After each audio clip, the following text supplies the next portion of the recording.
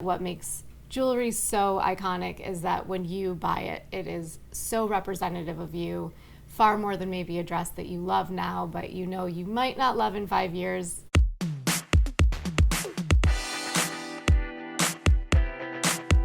Hi, I'm Grant Mobley. I'm here with Carrie Pieri of Harper's Bazaar. Hi Grant, we are in this fantastic landmark Pierre Hotel overlooking Central Park. Today we're going to see some other New York City landmarks, starting with New York City landmark Oscar Heyman, which is an amazing brand founded in New York City in 1912. Just an incredible diamond jewelry brand.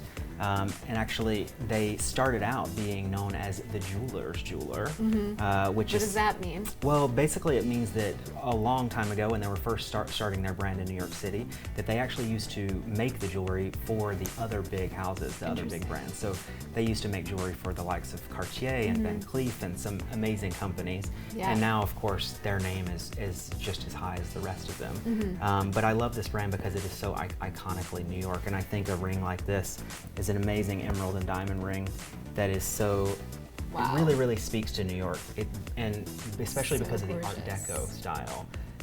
Really anything Art Deco always That reminds is me of New amazing. York. Yeah, I absolutely love it. I want to talk about, this necklace. Look at this incredible necklace. Wow. This is actually very, very indicative of Oscar Heyman.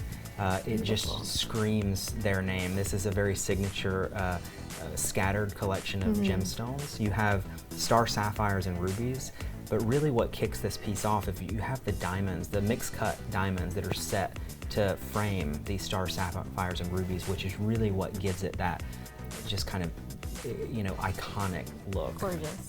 Yes, so those are, it is a heart stopper. fully set with marquee cut diamonds. Absolutely incredible. Which But are also really having a moment. for sure. I mean, they definitely are. Nuts.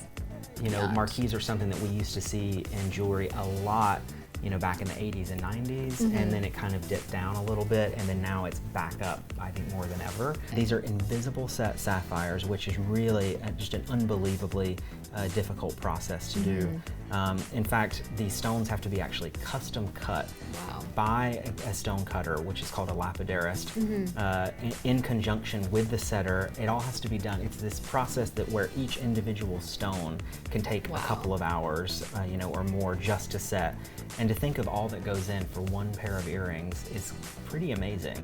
Lorraine Schwartz is obviously, as we mentioned, such a red carpet icon designer.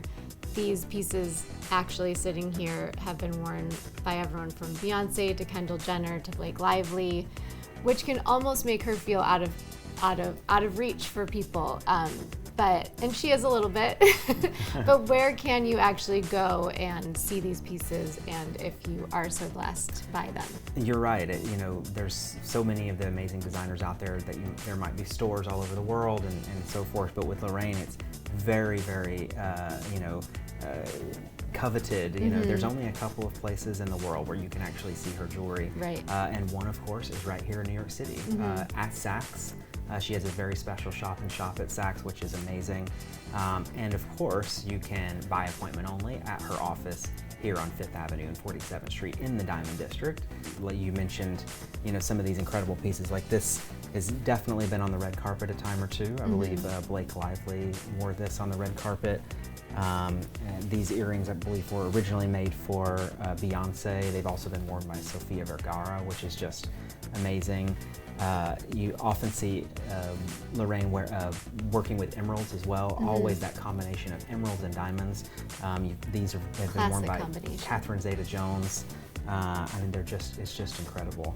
Taffin is by a brilliant designer, James de Geavonshi, who started his brand here in New York in the 90s. James is from France, but I believe he came to New York actually to study, and it was the falling in love with New York and working in jewelry, here in the 90s that kind of made him fall in love with jewelry, and the city really inspired him to start this brand here, which I think is amazing. And that's one of the things that I love about New York and I love about fine jewelry as Yes. well. This is a really interesting cut on a type of pear-shaped diamond. Again, with the outside and the colored ceramic. Such a cool just color incredible. combination of yellow and gray that is really, really beautiful. It really is. And I think the cool thing about this is this could be an unbelievable engagement ring. Oh, for sure. But it could also be just a fashion ring as well. So it certainly doesn't have to be one or the other. He's letting the diamond really shine, but at the same time, this has got to be one of the most unique and interesting designs for a necklace that I've ever seen. It's so beautiful. All of the warm tones of the diamond with the red and this. What gold is this? This is rose gold. It's actually mixed with ceramic, which, wow. Ceramic is something that we've definitely seen jewelers working with a little bit more in the last few years. Previously, we didn't really even have much of the technology to work with ceramic in the way that we can these days. So that's really a nice thing to see in the last few years. And this piece here, I mean, talk about incredible with this yellow. That's amazing. Yellow and black and gray ceramic mixed with this incredible diamond. Yes, this color blocking is so cool. 360 degrees. Gorgeous. There's no front, there's no back or bottom or top. It's just cut like a bead almost, a very, very, very special bead. Yes. And then it's just tiny little hinge at the top. And so it just is so simple, but so special. This is actually blackened steel with this tiny little red pop of color of ceramic. I love that. I mean, it really is just so special.